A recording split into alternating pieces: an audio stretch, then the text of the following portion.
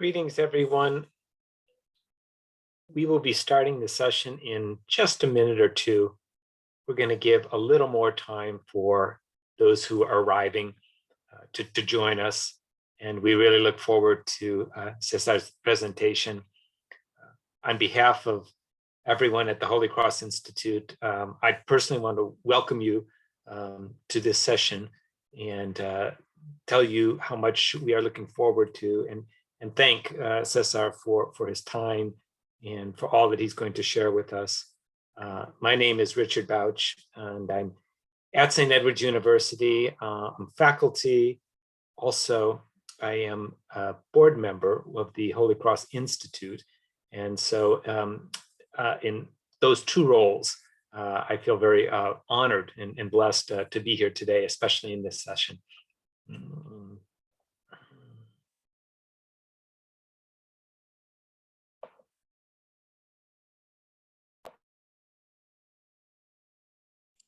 All right, thank you everybody for joining. As Richard said, we'll be starting in about a minute or so to give some stragglers time to come in and join us. So thank you for being here.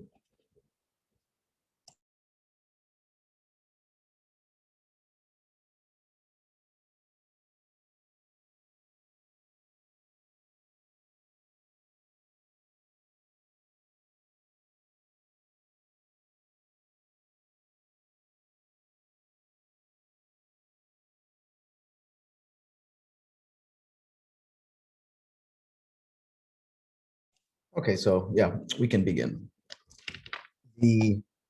So what I have in mind here is a very conversational type of presentation. So I would just like to again thank you for being here, for joining this session, and also my thanks to St. Edward's and the Holy Cross Institute for this opportunity to present, and also to Richard. I appreciate your support here for this session. So thank you and welcome. So what I'll do is I'll share my slides here and we can begin. So bear with me as technology takes over our lives increasingly. Okay, can everybody see my screen? Great. So I've titled this presentation, Latinx Complexity, Lost in the Black-White Political, Cultural, and Legal Discourses in the United States. Just to set the agenda here, I think introductions, it'll be nice to go through some introductions, see who we are. Then I'll talk a little bit about my background. And I was just in Claudia's presentation. She's one of the members joining us here today. And I felt encouraged by her presentation to talk a little bit about my background as well. So normally don't do that, but today I decided to change the plan here. Then we'll get into the meat of the conversation here, the binary political, cultural, legal discourses in the US and how they exclude certain populations. And then we'll talk about Latinx complexity.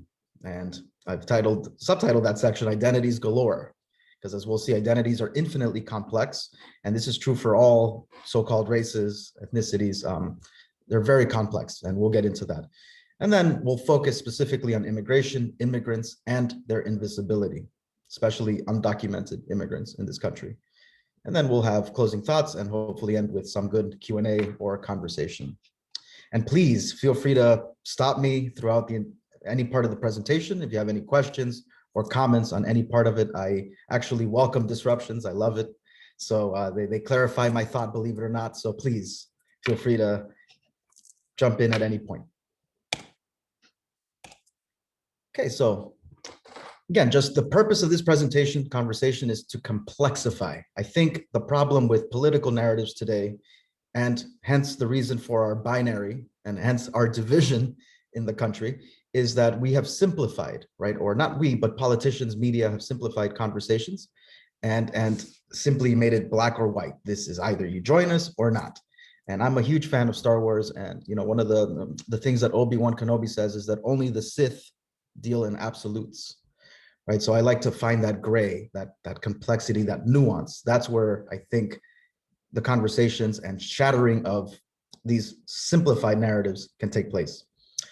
So with that, if you want to participate, this is not, again, right, kindly your name, your institutions, or what you're representing, And then one word that comes to mind when you hear the term identity. And the reason I ask C is because we'll conclude with something that deals specifically with that question. So feel free to jump around and introduce yourselves.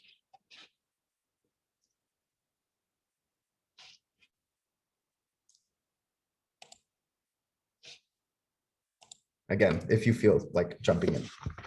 Hi, my name is Deneen. I am a teacher at Notre Dame High School in Sherman Oaks. And one word that comes to my mind when I hear the term identity is fluid. Thank you, Deneen. Appreciate it.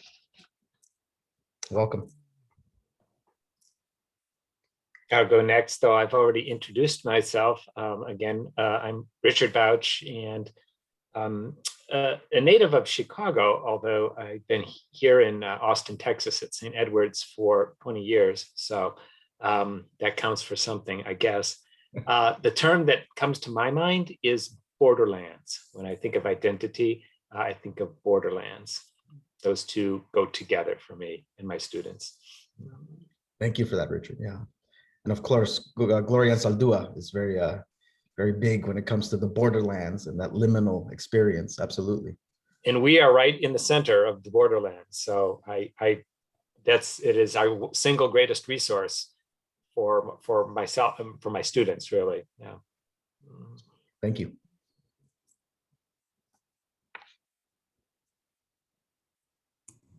Good afternoon. I'm Brother George Schmitz at Notre Dame High School in West Haven, Connecticut. I'm the Director of Alumni Relations and Planned Giving. And when I hear the word identity, what comes to mind is complexity. Thank you, Brother George. Welcome.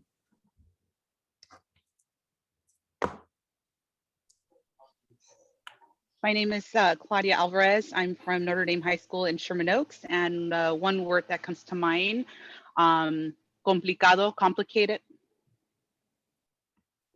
Thank you, Claudia. Welcome. I'm Rob Thomas. I'm at Notre Dame High School in Sherman Oaks, California. And one word that comes to mind when I hear identity is uniqueness. Thank you, Rob. Welcome. Love to see the representation here from Notre Dame. Well, I taught Deneen and Claudia works with me and she manages to still stay sane. Oh, welcome. Uniqueness. Very nice. Okay. My name is Nicole Mcgowan, and I'm at Moreau Catholic High School in Hayward, California, and I'm the Director of Student Activities. When I think of identity, I think of changing, because I think my identity's changed a lot. Yeah. And also, sometimes what I think my identity is doesn't match what my family believes mine was. So there's that aspect. Thank you, Nicole. Welcome. And we'll definitely have a brief conversation on prescribed versus ascribed identity, right? And the politics surrounding that as well. So thank you. Yeah. Claudia Herrera, buenas tardes. A practical theologian from St. Thomas University, an educator of the Archdiocese of Miami. When I think of identity right now in the present moment, I think of incarnation, embodiment, and comunidad. Thank you, Claudia. Incarnation and comunidad. Thank you and welcome.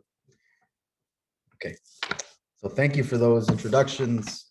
This is very helpful. I've taken note of all the words and we'll use these terms at the end.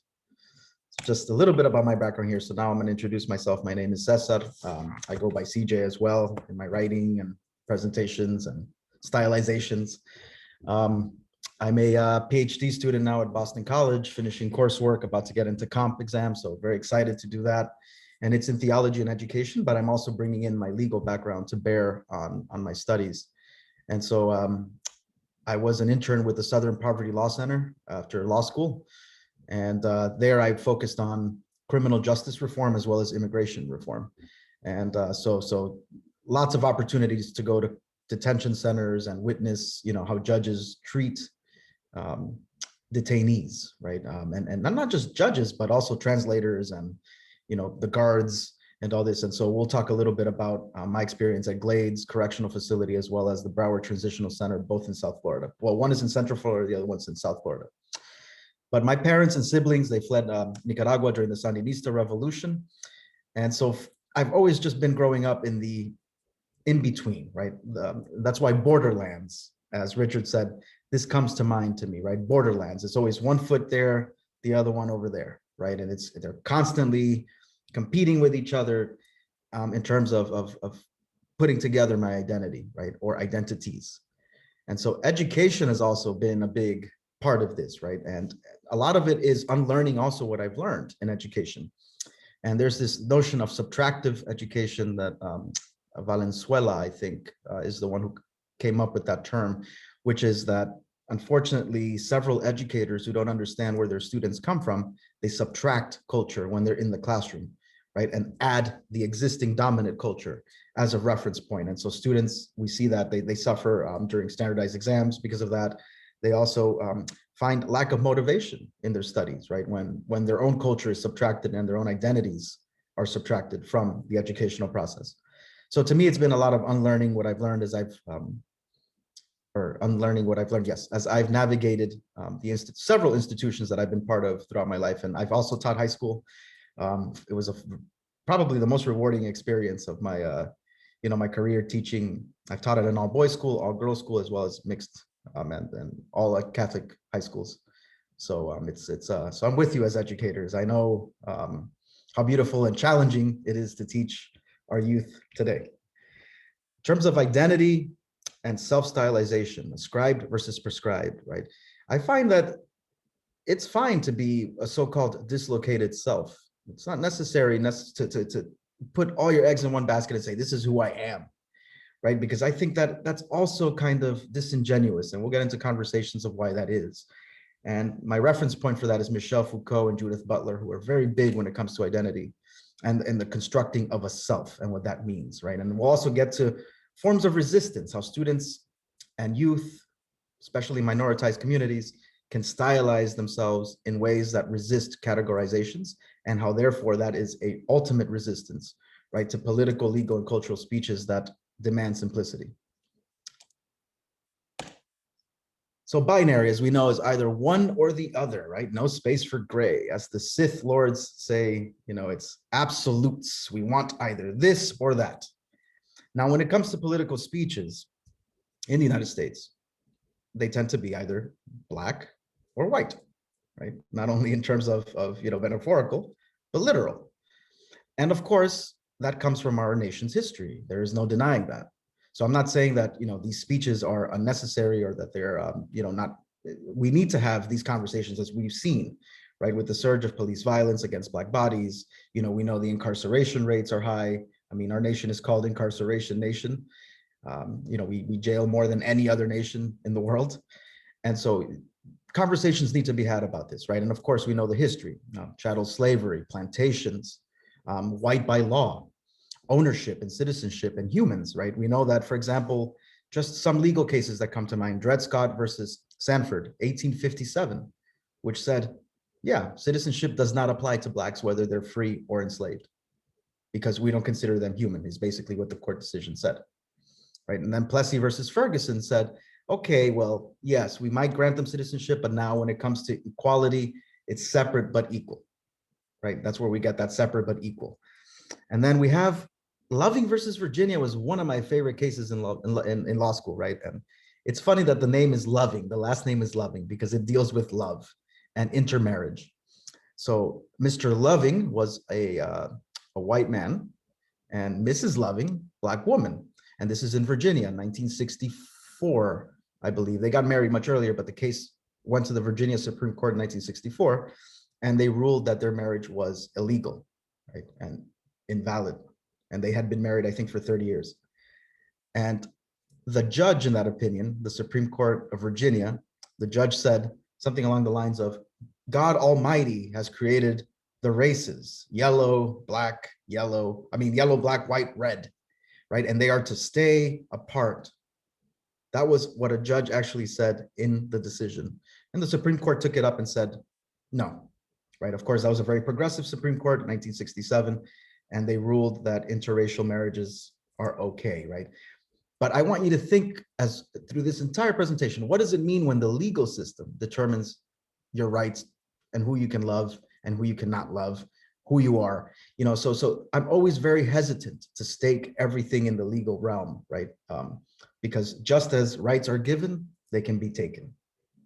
Okay, so there has to be other ways to develop student resistance or, you know, ways of activism that dance around the courts, so to speak. Okay, even before that, though, I want to draw your attention to the Naturalization Act of 1790, following the American Revolution. It declared who free persons are, and it said only free white persons can become citizens of the United States, right? So everybody else excluded, only free white persons. And then you have the fugitive state laws, of course, that demanded that, you know, even after the Emancipation Proclamation, fugitives were to be returned to their owners, right, if caught in the North, right? So the fugitive state laws. So very complicated history. Again, we have to be attentive to it.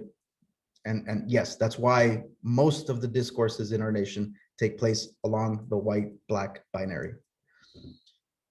In the discourses, though, I'm attentive to the political, cultural, and legal discourses of our country, but also across the globe. So one thing that snippet one there, students on race and socioeconomic status, when I deal with students from international contexts, I always get the same question. It's like, why are we so focused on race in this country? You know, so it's important to pay attention, right, to international narratives as well.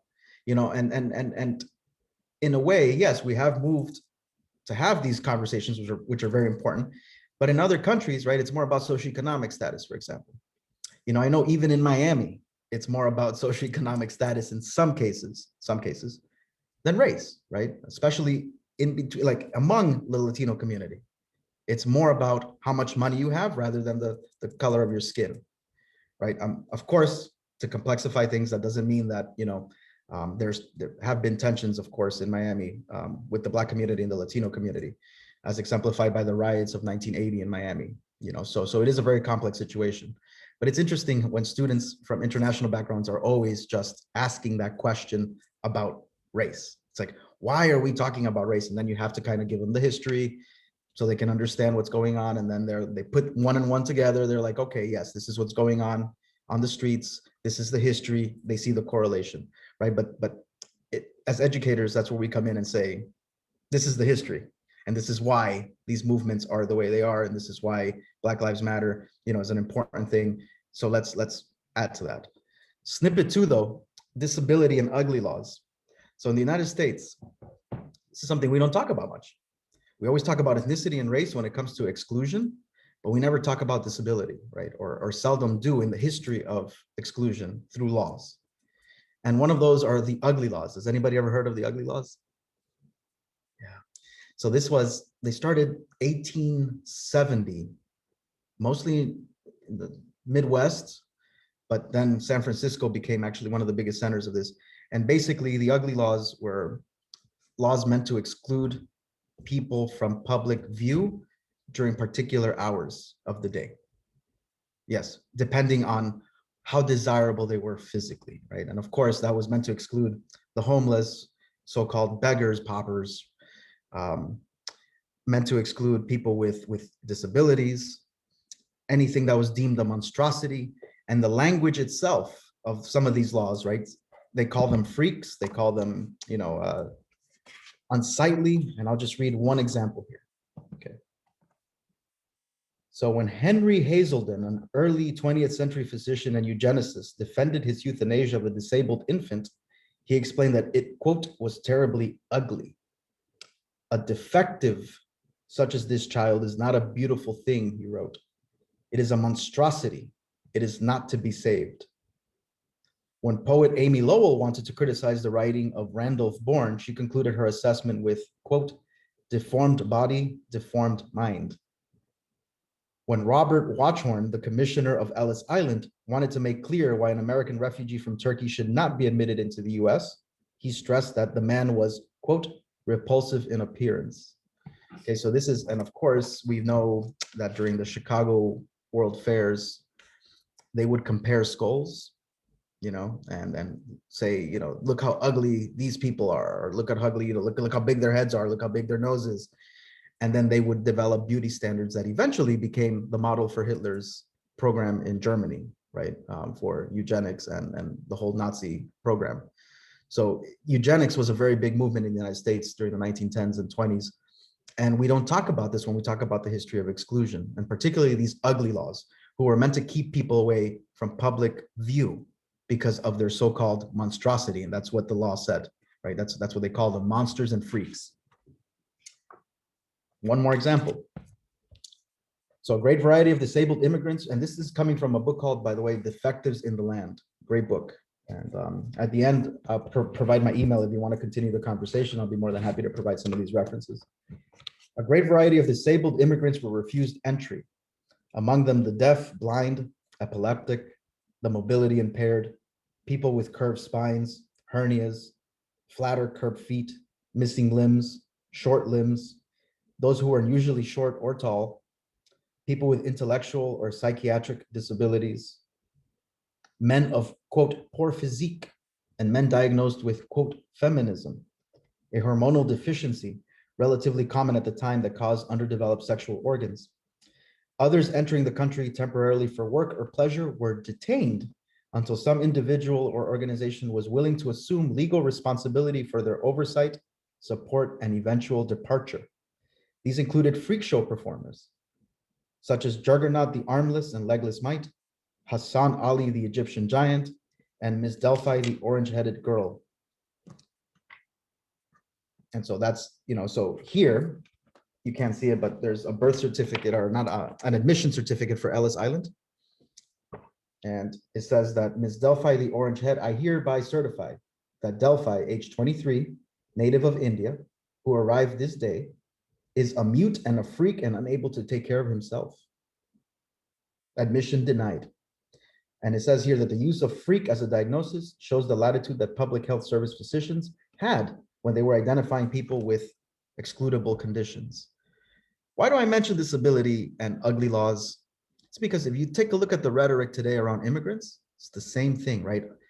The fear is that they become a charge of the state, unable to take care of themselves. That's the rhetoric used in these political campaigns of exclusion, right? And we tend to focus now on the racial and ethnic component of it, but imagine layering on disabilities, imagine layering on, trans individuals crossing the border as well, the layer upon layer of layer, right? And this is what we mean by complexifying identity.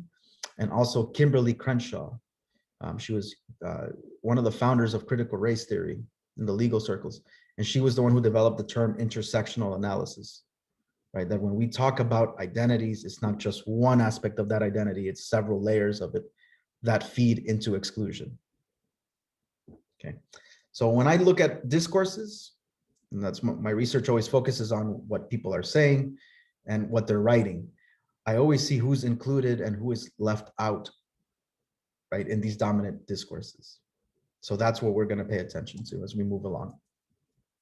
Again, history, civil rights, this notion of progress, right, that we have moved along, which has now been challenged by several people as well, right? So this wonderful book written by an attorney from Emory University, it's called White Rage, and it's about how the legal system has actually little by little, through insurance law, tax law, even copyright law, has taken rights away from minoritized communities, right? Without them knowing or without it being popular, right? In popular discourses. So it's interesting to pay attention to that. That book is wonderful. Of course, it also talks about the history of redlining, loans that were denied, right, to families back in the 50s and 60s, that then funneled them into particular neighborhoods. And a great book for that too is Nathan Connolly. It's called A World More Concrete, and it's about Miami real estate, but it applies to other major cities in the country, right? About how governments, again, redlined and funneled people into particular neighborhoods because they considered them, again, undesirable, right, to be seen. So you can see the overlap with the ugly laws here. Of course, we see police violence against Black bodies. We know that Black Lives Matter is a big movement, though I question it sometimes because, you know, I always get nervous when there's corporate sponsors behind things, right? It's like, what's behind that? You know, come out of fire dissent type of stuff, right? It's why, for example, is Martin Luther King and Malcolm X, why are they on stamps?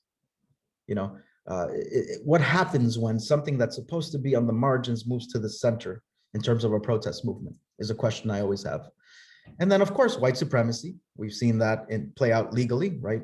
Also culturally, Jim Crow laws we saw, you know, in the South, but also in the North with the fugitive laws that demanded Fugitive Slave Act that demanded that slaves who escaped to the North and were now free had to be returned to their owners. So there's always been this history. So again, don't want to play that down, right, at all. That's not the point of the presentation. It's you know, and Michael Eric Dyson, he has this little book here called Tears That We Cannot Stop, A Sermon to White America. And in it, he has several prayers. So he wrote, "Oh God, I pray for all children who have to endure the cause of bigotry. It is the most wretched feeling of helplessness when one's children suffer that fate." And I grew up listening to Tupac Shakur.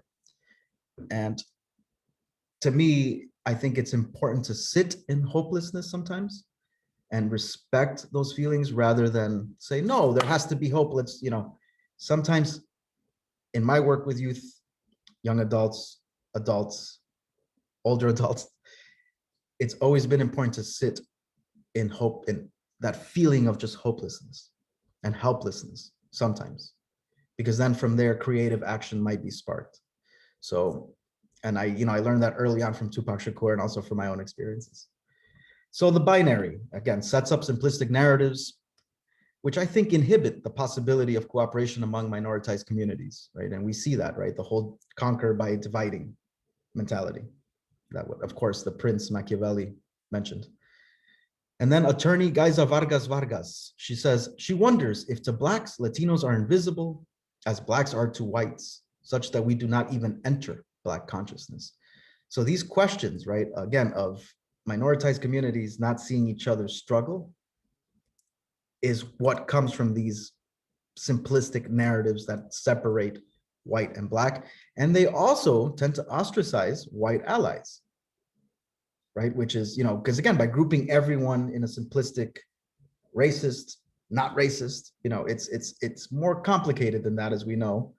And it excludes people who, you know, they have the good intentions, and they also know about this history, and they want to help in some way, shape, or form, right? So that's that. And also with diversifying, right? It's a very controversial topic, but just having brown bodies, more brown or Black bodies, does not mean that diversity is taking place, right? Because diversity also has to take place in here.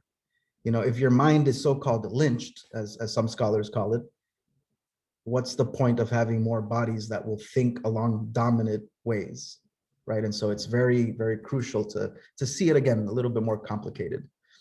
Speeches by their nature, of course, exclude, right? We have very few words, most of us, and a few amount of time to make our points. So speeches, nonetheless, though, enter consciousness and shape one's paradigms, right? Especially we see that among youth, ways of seeing and understand society and oneself.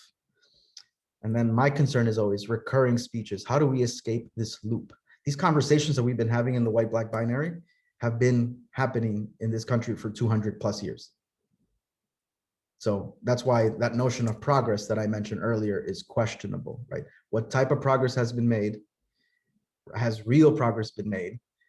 And then how can we find creative alternatives to these speeches, right, that just keep pitting two communities against each other and ignoring several other communities?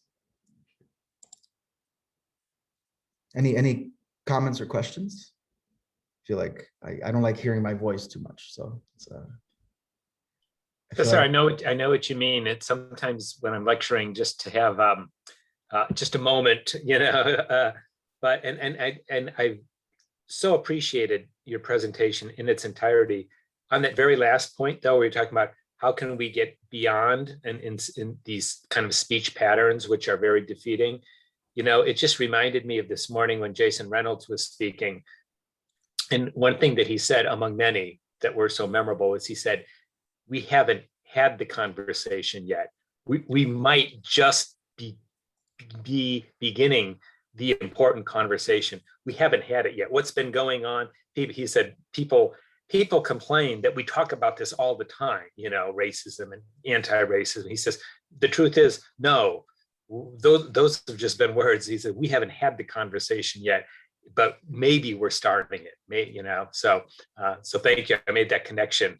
Yeah, thank you for that. Absolutely. So it's again, it's a conversation that, because of the way it's done in popular culture and also in politics, it is simplified, too simplified, where again, we are just now starting to have more complex conversations. And also, of course, the notion of political correctness also kind of inhibits, in some ways, conversations that do need to take place that are tough, right? That, will make people cry, and again, sitting with these emotions is essential, rather than just pretending we're having another conversation about, whether the sidewalk should be paved or not tomorrow. They're not the same conversations. Exactly. These aren't kind of removed ideas that we're talking about. What's needed are these conversations that are real, and where, people start to feel uncomfortable, and then, recognizing that, press on together. Yeah. Exactly. Okay, so and any other comments, questions? Okay, I didn't want to have the embarrassing Marco Rubio moment where I'm pouring water and trying to talk and just drinking water. Okay, so here we go. Latinx complexity. All right. So terms, right? All identities are complex, but when it comes to the prescribed identity of Latinx communities, it's even more complex, and you can tell by the term itself, right? We don't know what to use. Is it Latinx? Is it Hispanic, Latino, Latina, mestizo, mestiza, la raza? It's like, it can go on, and then, or you identify by country, right? Or national origin, even. So it's what is it, right? And I think that itself shows the complexity. Also, identity formation itself, matrices of events that shape a self, right? Also, generational considerations. It's not the same thing to be a first generation, second generation, third generation person in the United States, right? There are different layers that add, to this. And then also colonization, of course. It's always haunting specifically Latinx communities. And that's what I meant by the colonized mind. So it's not necessarily enough to just have more brown people somewhere, right? It's the mind. That's where I think the real battles are taking place. It's here, the ideas. And that's why I mentioned unlearning what we have learned as essential. And this is a theme repeated by several individuals, including Rubem Alves, famous Brazilian poet and theologian and philosopher, now deceased, but he would always talk about unlearn what you have learned, which of course Master Yoda then took, back to Star Wars. But it's unlearning what we have learned, I think, is very important. And so decolonizing the mind. And what do I mean by that? That means being critical of terms like success. What does success mean? Right? We were having that conversation in the last session with Claudia and Richard. What does success mean? Does it mean owning that house, the white picket fence? Does it mean climbing socioeconomic status? Doesn't that then reify certain complex? So it's these are the questions we have to ask. What's the point of education itself? Right? Again, is it for inclusion in a capitalist system, or is it to think things through? The Greeks had this challenge too. So this is not new to us, right? This is why one of my favorite passages from scripture is Ecclesiastes. It comes from Ecclesiastes, where it says there's nothing new under the sun. These are, again, repeating speeches that we've seen throughout history in different civilizations. So the specter of colonization is always there. And then the myth of races. So there's this wonderful author. His name is Terence Keel, African-American man from UCLA. He's a professor at UCLA, and he wrote a book called Divine Variations, How Christian Thought Became Racial Science. But in it, he has this quote. We might say, quote, so this is him, this is, quote, we might say that all humans are mongrel, in the sense that it may be impossible to recover the many different early and more recent human ancestors who contributed to our genetic inheritance. In biological terms, mongrels are not merely organisms with a mixed heritage. They are beings in which only part of their ancestry is known or recoverable. To say that we are all mongrel, therefore, is to acknowledge that our ancestry will never be fully knowable. And isn't that life? What is fully knowable, right? I mean, we live in fragments, and there's nothing wrong with that, right? Instead of, I think it's time to embrace the fragments of our lives rather than try to always push towards some unity that is disingenuous and that, again, excludes vast variety of opinions, identities, experiences, etc.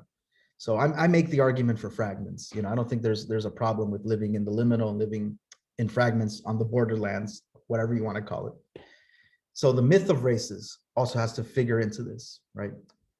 That being said, races have consequences, right? And we know this, obviously. Again, laws that exclude socioeconomic opportunities that are not accessible to certain populations. So we know that, unfortunately, theoretically, we can say it's not, you know, that it's a myth, but practically we know that it's not. Okay, so also another thing in both, at least theological studies as well as Latinx studies, there's always been this issue of focusing just on Mexicans, Puerto Ricans, and Cubans when it comes to the narratives of Latino people in the US. Okay, and that's also a problem because, again, that simplifies the experiences, right? There are many Central Americans, South Americans, people, other Caribbean nations that do not have these same experiences as Mexicans, Puerto Ricans, and Cubans, right? So it's, you know, where are they in this? So it needs to be complexified. So with that, I'm going to show this little video here that explains very well in 5 minutes what I'm trying to get at, and probably they explain it much better than I do. So, are Hispanic people white? Well, can you hear?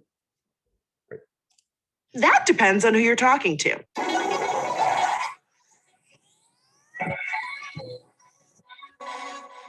There's a very confusing statistic about the percentage of white people in America, thanks to a clause in the US Census that refers to white non-Hispanic. Now, if you're white with European ancestry, Asian with Asian ancestry, or Black with African ancestry, this may not be something you've ever even thought about. Let's look at the 2010 census. If you check the box that simply says white, this registers you as white non-Hispanic, which makes up 62% of the population.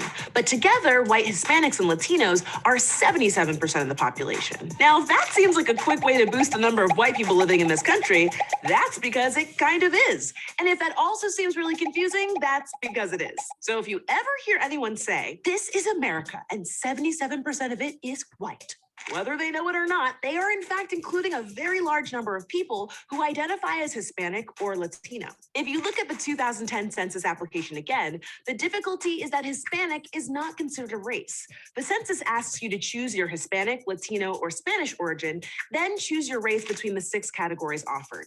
Not only is this a hell of a shock when you consider that over 55 million US citizens are Hispanic, but I guess the some other race category is supposed to be a passive-aggressive catch-all for their beautifully diverse culture. And even that option doesn't really work. According to the US Census Bureau, most people who mark some other race are often counted as white. So if Hispanic isn't a race, then what is it? Well, before we get to that, we actually have to settle another important thing. What's the difference between Hispanic and Latino? So I'm going to enlist some help from my friend, Kat Lasso. Thanks for having me, Francesca. So it may get a little confusing if this is your first time hearing this, so I'll try to keep it as simple as I can. Hispanic refers to people of Spanish-speaking origin. It means you have a family history in a Spanish-speaking country. This means you have origins in these countries, including Spain. But notice how Brazil isn't included in the map? Well, that's because they don't primarily speak Spanish. They speak Portuguese. Which brings us to Latino, or Latinx if you want to be gender inclusive, which you should be. Latinx refers to having origins in Latin America, which is basically the countries in North and South America that are geographically south of the United States, including most of the Caribbean. And unlike Hispanic, Latinx excludes much of Latin America's colonizer, Spain. So, one more time, Hispanic refers to language and Latinx focuses on geographic location. But whichever term you use, neither of them actually refer to racial identity. Just like America, Latin America has a long and complex history that intersects between Native people, European colonization, African slavery, and global immigration patterns, which is why there are white Latinos, Native Latinos, Black Latinos, Asian Latinos, and every kind of mixture that you can think of. Does that help? Yeah, that does help. But I think part of the problem we're dealing with here is the broader confusion between ethnicity and race. As we've covered, race is not biologically real. It's basically an ever-shifting categorization that sometimes includes ethnicity and sometimes doesn't. But when it comes to ethnicity, there are legitimate differences between groups of people that aren't based on external characteristics. And yes, ethnicity can get fuzzy, but there are cultural practices you can associate with it, like language, cultural values, and traditions. Which is why if an Argentinian couple adopts a baby from China, that baby will most likely grow up speaking Spanish and rooting for Lionel Messi. The simple answer? Race doesn't exist, but ethnicity does. Exactly. The reason this gets so confusing when we're talking about Latinx in America is that there's a broad ethnic Latinx identity that has a complex history with lots of different racial groups living together. Latinx isn't a race, but we're definitely racialized as a people, which is confusing, and I'm the one who said it. The US and Latin American media has done a great job at constructing an image of what Latinx look like. And that image is rarely Black or fully indigenous, for example. We, like the rest of the world, have internalized these messages of white supremacy through the media and through our education. So it's no wonder that when Latinx here in the US are confronted with deciding their race based on the census in a predominantly Black and white binary society, many of us default to white. I personally identify as a mixed race Latina with indigenous ancestry, but that's just me. There are a multitude of ways that Latinx choose to identify racially, but it's up to us to unlearn much of what we've been taught about race and demand better and more accurate forms of representation. Damn, there has to be a better way to talk about this. Well, there is a better way. The census is planning to make changes in 2020 in one huge way. They're going to stop using the word race altogether. Hispanic, Latino, and Spanish origin will be a category like everything else with no qualifiers. That means people will now check the categories that best describe them. This will not only give us a better idea of how many people identify as Hispanic or Latino, but could also give us a better idea of multiracial and multi-ethnic numbers. So to return to the original question, are Hispanic or Latino people white? Well, some are and some aren't. But to quote the 2013 Census Bureau report, race and ethnicity are not quantifiable values. Rather, identity is a complex mix of one's family and social environment, historical or socio-political constructs, personal experience, context, and many other immeasurable factors. Surprisingly woke coming from the census. Special thanks to my friend Kat Lasso. Tell us where we can find you online. You can check out my work at Me Too or my personal channel, The Cat's Meow. We'll put links in the description box. Thanks so much for watching. We'll see you next time right here on Decoded. Okay, Are Hispanic people white? so thoughts from this, and who would have thought, right? The census would be advocating for complexity in terms of identity, but 2013 they did.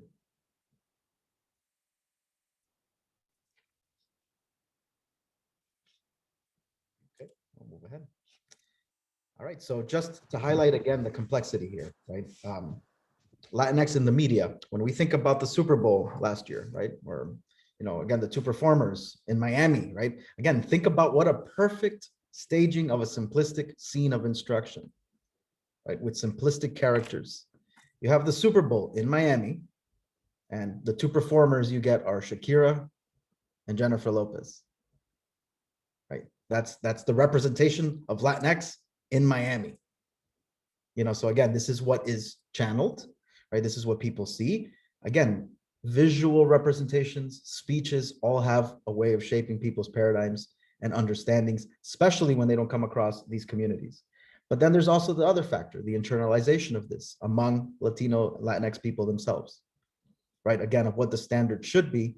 And this is all tied again to the standard of beauty that I've kind of been raising up as another form of exclusion when we talk about especially the ugly laws and the research that is taking place there, right? Again, it's all about this standardization of beauty, what Foucault used to call normalization, right, of a person.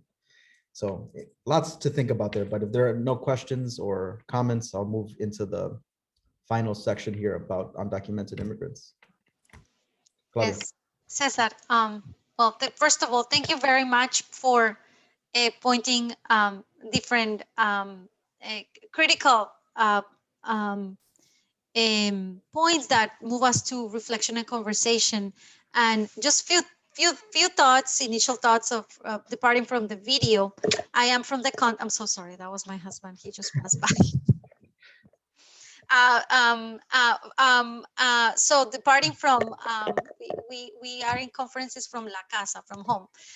So departing from the video, you were talking about when we talk about Latinx, usually we tend to refer to Cuban, Puerto Ricans, Mexicans.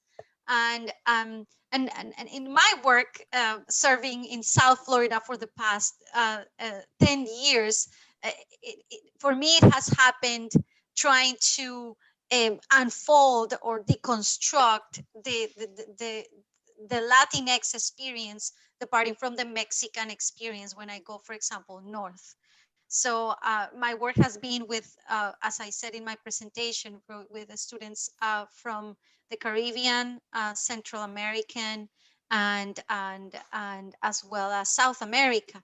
And so when I go north to describe the Latinx experience, there is this conception that I'm going to present based on the Mexican experience, and I have to start deconstructing those layers departing from the experience of South Florida. So yet I reaffirm that this is complex, and we have to get into the opportunities, but also challenges of the diversity of our Latinx communities. Yeah, that's beautiful, Claudia. And part of that also has to do with religion itself, right? And again, you know, not every Latinx person in the United States is Catholic, right? You know, and getting away from that as well is part of this complexification of identities, you know, and especially in theological writings, as I'm sure you've encountered, it's all about La Virgen de Guadalupe always, and it's all about, you know, the devotions. And I'm thinking to myself, well, there's a lot of people that don't identify with this, right? And so are Latinx theologians themselves creating simplistic scripts that are excluding others and therefore leaving them prone to violence, right?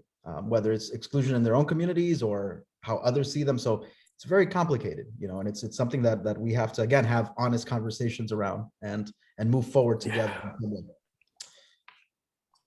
Okay. All right, so the ultimate invisibles now, undocumented immigrants.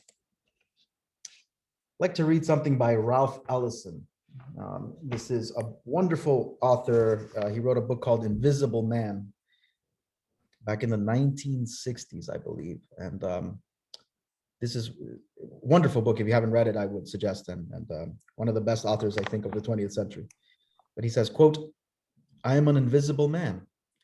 No, I am not a spook of those who haunted Edgar Allan Poe, nor am I one of your Hollywood movie ghosts. I am a man of substance, of flesh and bone, fibers and liquids, and I might even be said to possess a mind. I am invisible, understand, simply because people refuse to see me. Like bodiless heads you see sometimes in circus sideshows, it is as though I have been surrounded by mirrors of hard, distorting glass. When they approach me, they see only my surroundings, themselves, or figments of their imaginations. Indeed, everything and anything except me," right? End quote. Ralph Ellison, again, one of the best writers of the 20th century, in my opinion, was a Black man, and writing before, I think, the Civil Rights Act took place. He was writing this, right? And I think many people would still echo that sentiment, right? That when you see the other, you see everything except the other. So you see their surroundings, their contexts, and then whatever your imagination conjures up, whatever you perceive them to be. Okay, but you don't see the actual person.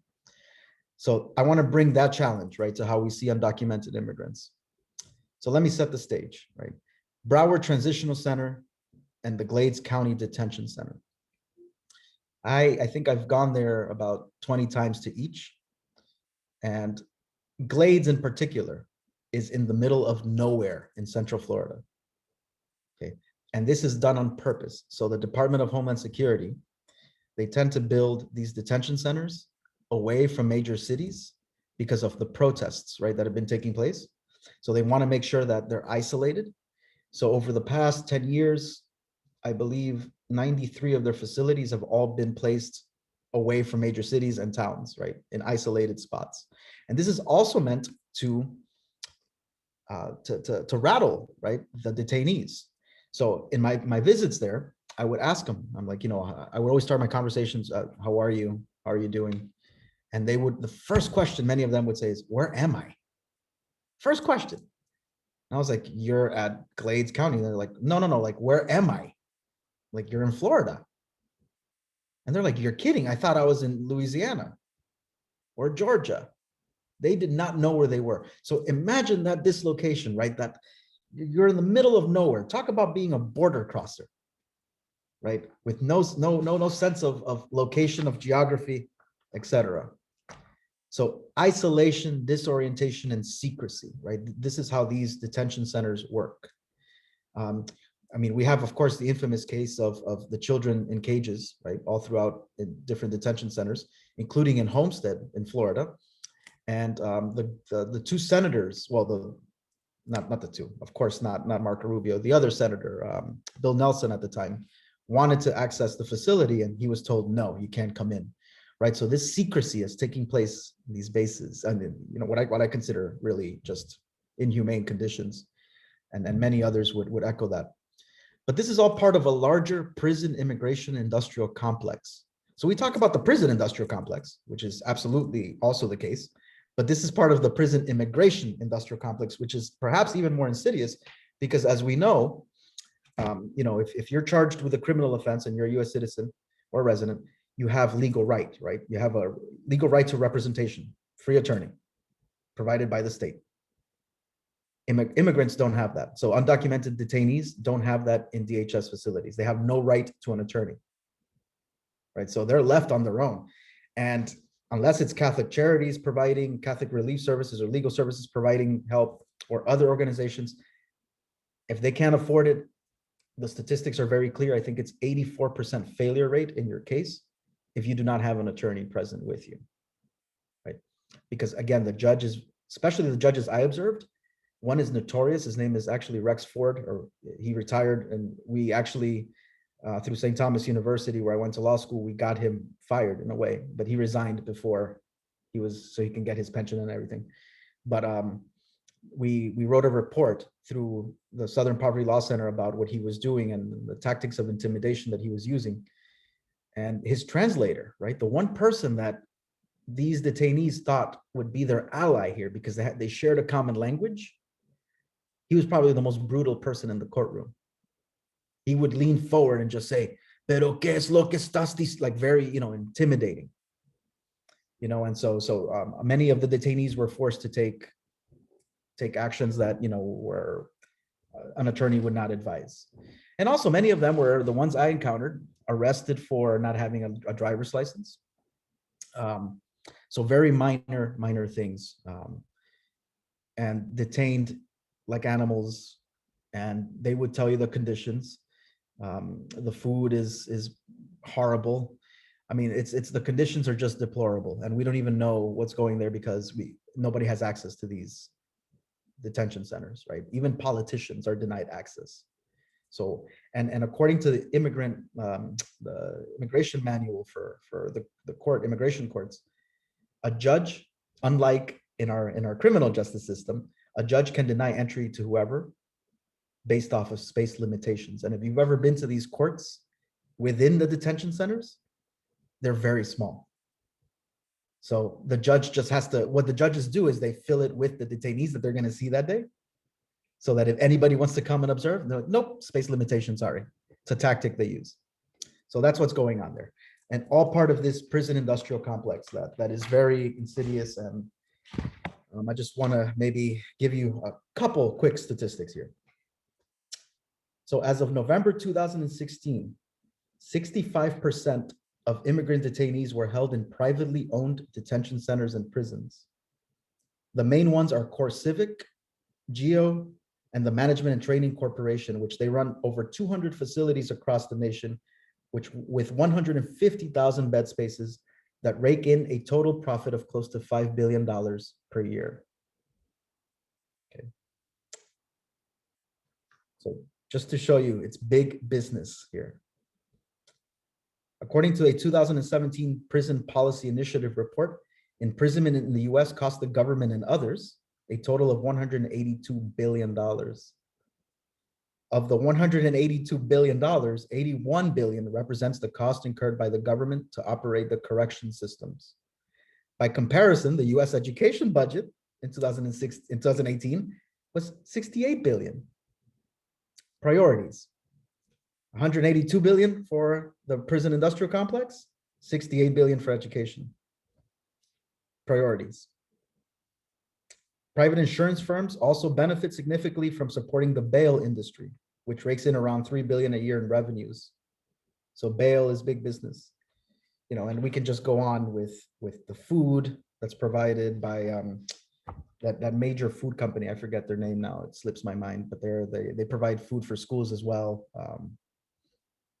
No, I'll come back to it. Is it Aramark? Aramark, thank you. Yes.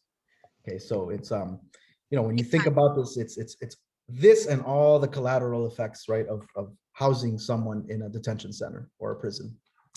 So just remember, it's big business. And I heard one sociologist call immigrants fodder, basically, right, for this machinery. And this is part, again, of this subhuman status with which undocumented immigrants are held in our nation and through the rhetoric. So again, the collateral effects of the complex, right? We have the school to prison pipeline, which we know about. Devastation of entire communities and generations of people. So this is intergenerational. This is not just, you know, somebody being detained for a few days. This has intergenerational consequences because, of course, kids learn from their parents, right? They also learn to be hardened to this system, right? They're not going to trust authorities. They're not going to, you know, trust the legal system. And, you know, part of them, again, the hopelessness, helplessness says, well, you know, I see CEOs getting away with things. Why can I participate in illegal activities and try to get away with it too, right? So it's the double standard. And again, speech is occulting the most vulnerable. So many undocumented immigrant advocates would say that they have no legal protections, right? That these are the most vulnerable people because, again, they don't want to report anything to the authorities for fear of being caught, detained, deported, right? So of course, they're not gonna. They're being abused, for example, at the workplace. We know, for example, in Immokalee, in Florida, that was taking place with the Immokalee farm workers. They were, you know, being forced to be out there 12 hours a day, picking tomatoes and being paid, I think, 30 cents a bucket. So it's 32 pounds of tomato. You get paid 1 cent per pound. You know, and so they would labor out there for 12 hours. They were kept in, again, subhuman conditions in trailers away from their families. There was also several accounts of abuse by the owners of these fields, right? Abusing wives, children of the workers, abusing the workers themselves. And then, of course, we bring in human trafficking into all this. You know, we don't talk about coyotes, but coyotes make a lot of money, right, off of the transportation of people through the borders. And some of these people are funneled, they're tricked.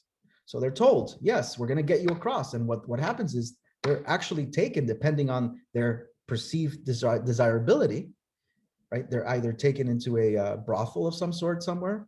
And we see increases of this around the Super Bowl, by the way, right? There's increases every time there's a Super Bowl or a major sporting event, you see an increase in human trafficking, specifically of undocumented immigrants. So they get tricked. Another common tactic by coyotes is they offer the family, when they're on the other side of the border, they offer the person $800 or something for transportation. So it's like, yes, only $800 and we'll get you across. But then what happens is when they actually get to the border, they tell them, all right, we need another 800 or another 1,000. And of course, when they don't have that, they have to give up all their belongings, or they just leave them out there in the desert, right? And we know what the consequences of that are.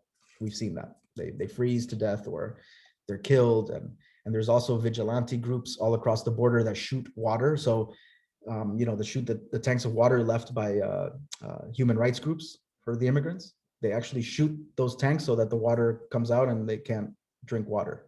Okay. So this is the situation at the border is very, very dangerous, but also the situation in our cities. Let's not forget that they live among us. This is not just a border problem. This is in our cities, right? And they're being abused right before our eyes, and they cannot go to the authorities. So just important to remember that. And then this is just, I won't play it because of time considerations, but these are protesters rallying in front of the Glades Correctional Facility that I mentioned earlier.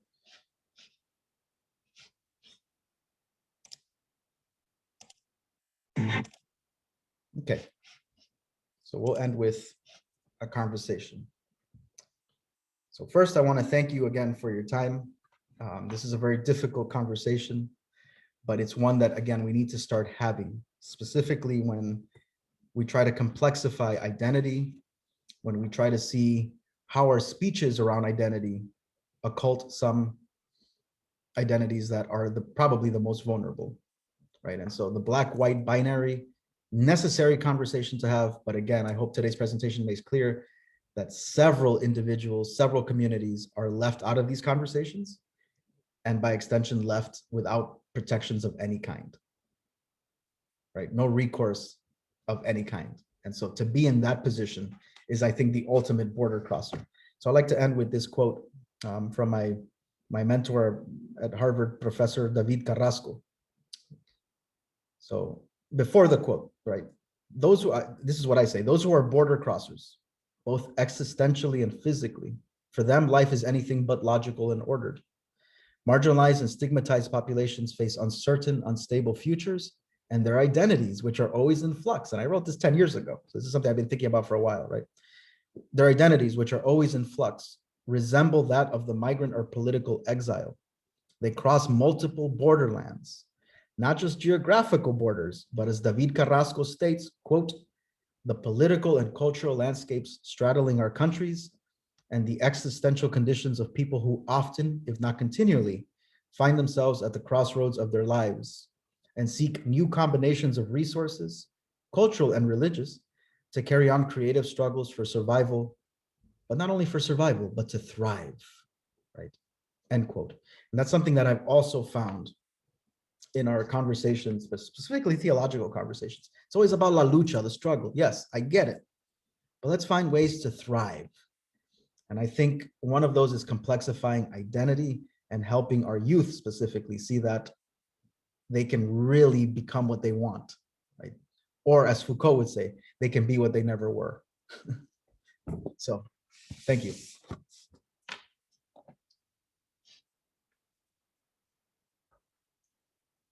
Questions, comments?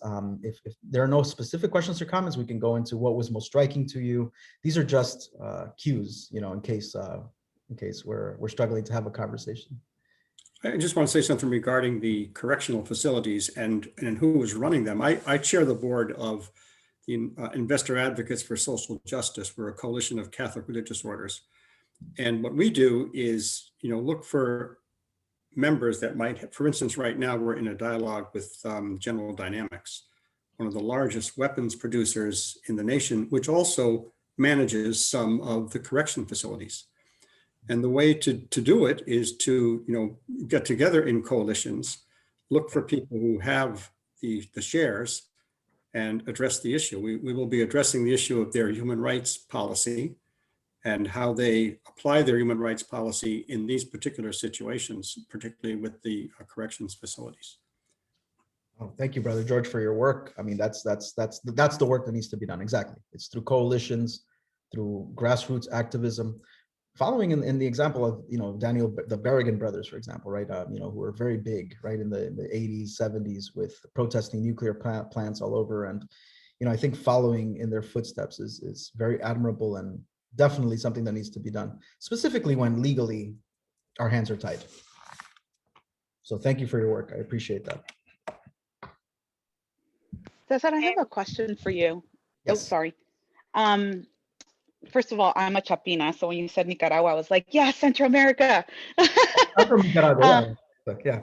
So I wanted to ask you, this is something that I've been struggling with all of last summer with the rise of the BLM movement and Black bodies being killed by police officers. As a Latina in this country, I guess what I've been struggling with is how do I, there's a lot of people saying, well, we can't exclude everybody. We have to include everyone. It's not just Black Lives Matter. And I kept, wrestling, and I came to the conclusion of like, well, right now, this is what matters, is for us to say that a Black life does matter, right? But that doesn't mean that everybody else doesn't matter. But as somebody who is a part of a community that has been oppressed in this country for a long time as well, like, where do we start to use our voice and start to say, okay, so we've been supporting the BLM movement.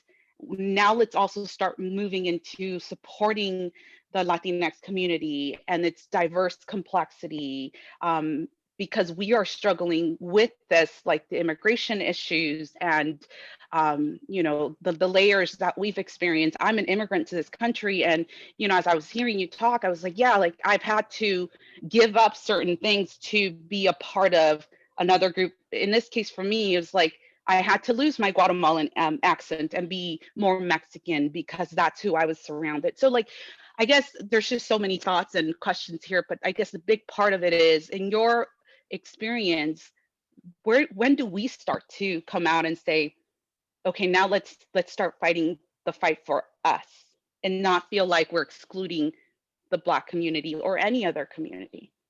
Oh, And absolutely. I guess we could say that even within our schools.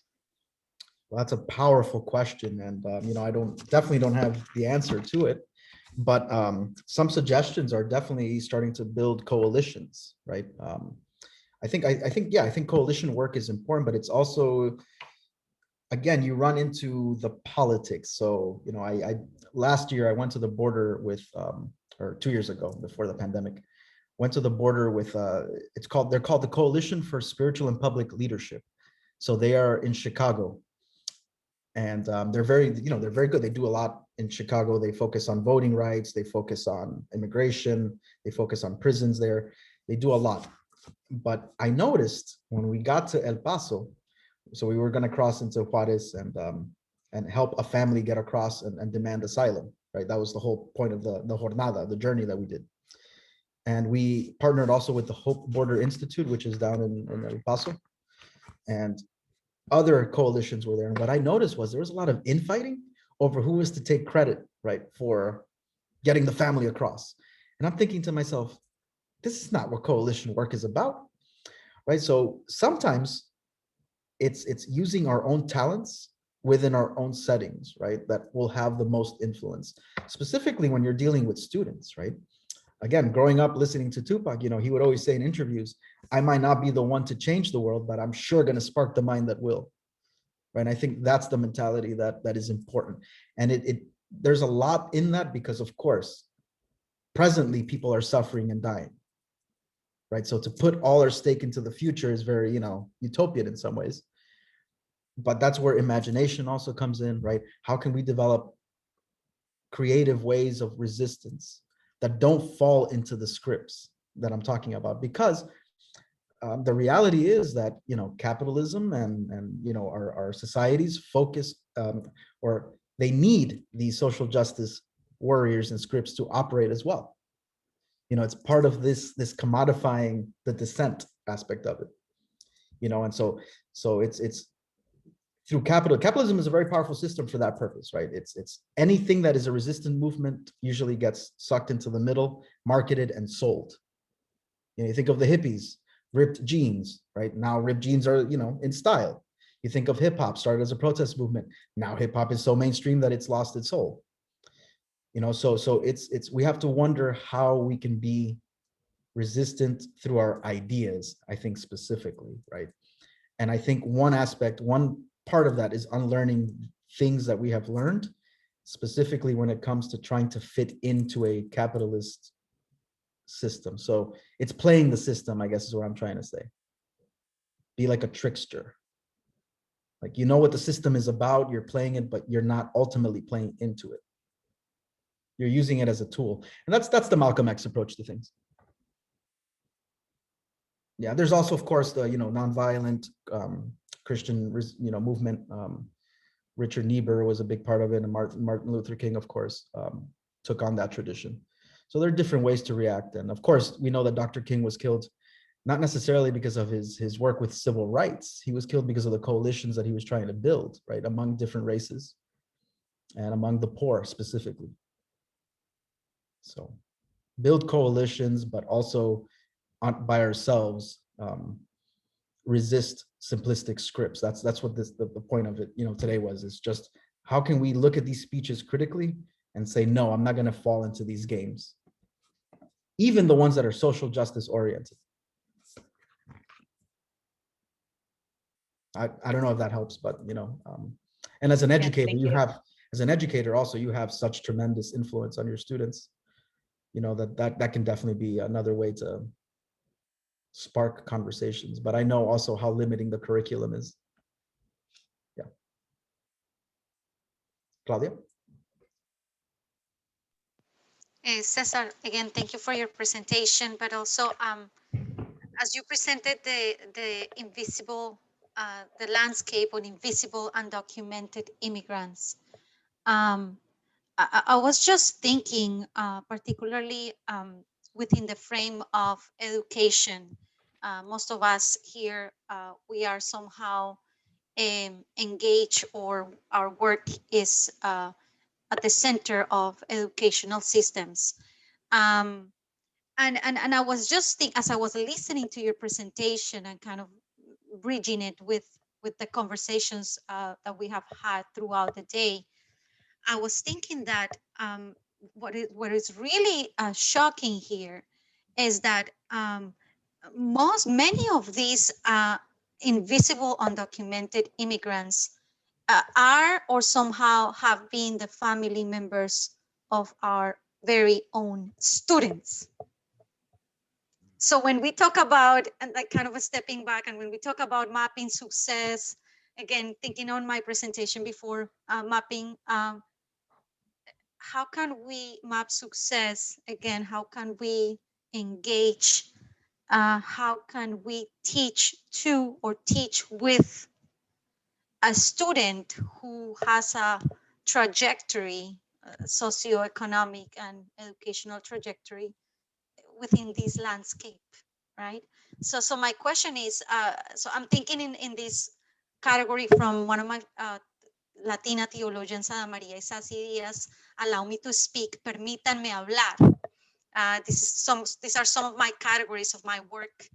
It is not about allowing the voice or the realities, or putting them, or putting la lucha on the table, but also opening the spaces and affirming who our communities are. So I'm thinking, as I listen to your presentation, I'm thinking how, not just to stay in la lucha, in the struggle, but how are we opening those spaces, and maybe for our students, from your own work and particular point of view, how are we opening those spaces for our very own students who come from this framework? And this is the reality. I have many students whose parents are still trying to figure out their immigration journey and status, and there's so on. So how can we provide some critical spaces in which they can rise and be active participants of learning in our communities, academy, the church, etc. So this is a really critical concern that we don't see in the classroom setting right there, but when they get home, this is what they really have to deal with. So this is just making connections, and maybe from your, what would be some of the strategies? How can we imagine together for these young people who come from this context to arise and somehow be able to, as you said at the beginning, become the best version of themselves, and with all that they have to offer to our communities, in which they are one more, the invisible more, yeah, thank you.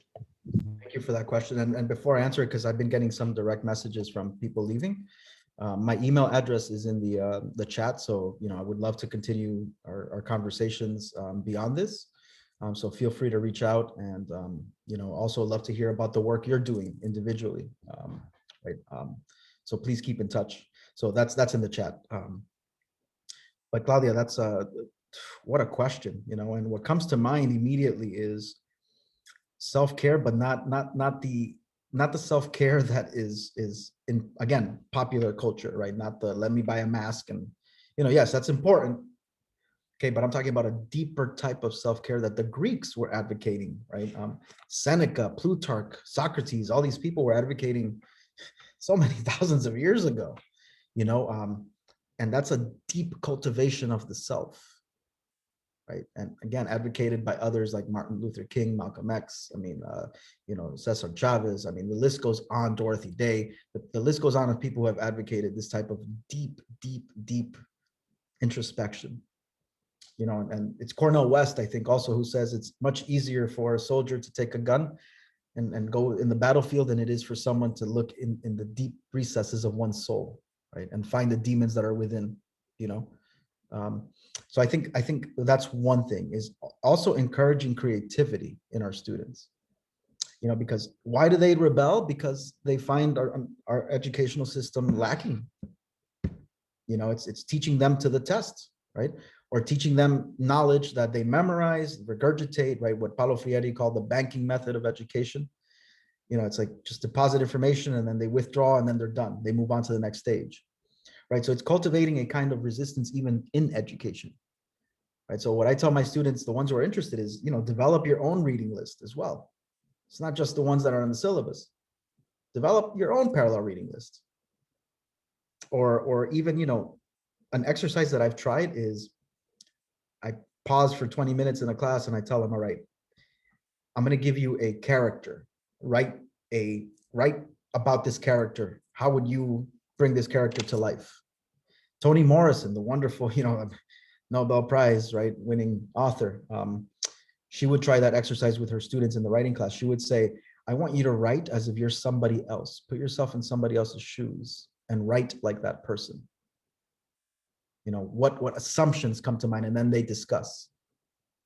So it's exercises that I think cultivate creativity, but also deep self-care, not the facile self-care that we see in popular culture, but a deep, deep cultivation, right, of oneself, and then developing one's resources also that encourage during times of trouble, right? And I'm sure we all, right, go back to certain authors or quotes that give us comfort in times of discomfort. So I think that's one thing that we can do practically for our students, is point out the power of the abilities they have to read, write, and produce knowledge. Encourage them to be knowledge producers, meaning makers themselves, rather than getting it from somewhere else, and being uncritical consumers of knowledge. So I think that's one way. But that's a deep question that I think, as educators, we're all going to wrestle with for the rest of our lives. Thank you.